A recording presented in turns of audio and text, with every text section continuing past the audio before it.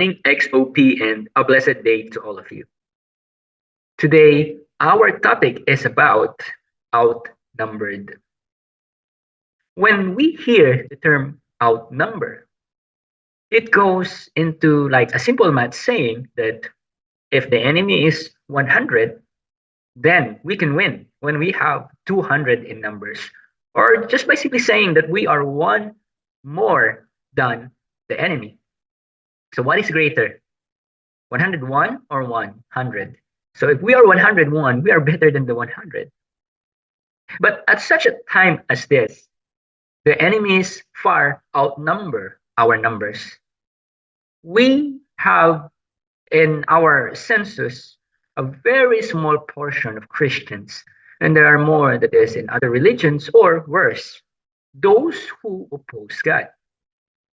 And now, this very essence of our word for today about being outnumbered is that knowing that God works differently than how this world perceives numbers.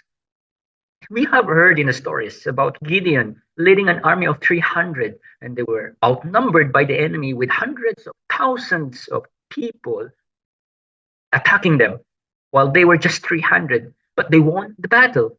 And we will see also in the story of Elisha, where he told his servant that those who are with us is more than those that are there. Being outnumbered, it can leave us defenseless, it can leave us hopeless, it can leave us with this idea that we are powerless and that numbers or odds are not in our favor. But all it takes is just God. All it takes is just the presence of God. For God alone has all the authority and power that we need to be by our side. It's not a question of is God by our side, but it's more of a question saying, are we on God's side? God will always be in our side. And we should always reflect in ourselves that we should be in His side. That when we are faced with the struggles and circumstances, we know our stand, we know where to go to, we know who to talk to, and we know who to always communicate with. And always know that victory is for us. I want to take you in the passage in Exodus 1:9. Exodus 1:9 is the very first mention of this outnumbered.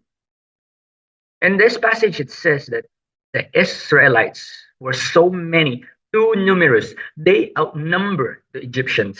And that was the fear of the Pharaoh. That was the fear of the Egyptians. We are in this battle where the enemy fears us more. The enemy fears us more. We are led to believe that we have the fear in us, that we should be frightened, that we should be cowards, that we should always have these feelings of being afraid because we are being outnumbered by the enemy, that we are very few, that we are very powerless, that we have no chance or hope at all to combat and to trample over the forces of darkness.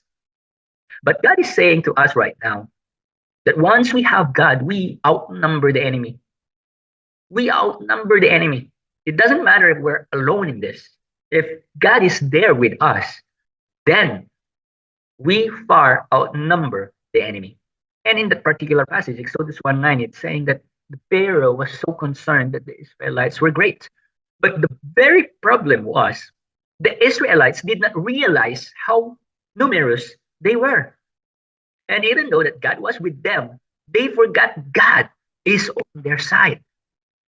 They led to believe that they are slaves. They were led to believe that they were slaves and they have no more future, that it became their comfort zone and their prison.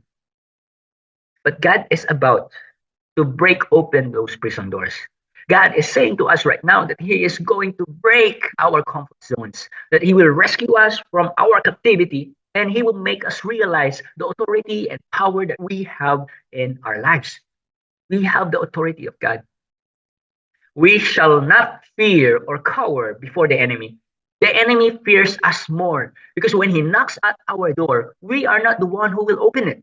It will be God who will open the door.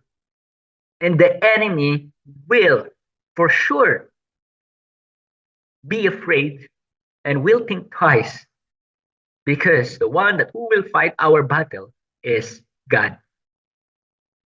And that's what God is saying as well. That I am with you. God says, you don't need to fight this battle. This battle is mine. I will fight this battle for you. I hope you are blessed. God bless you all.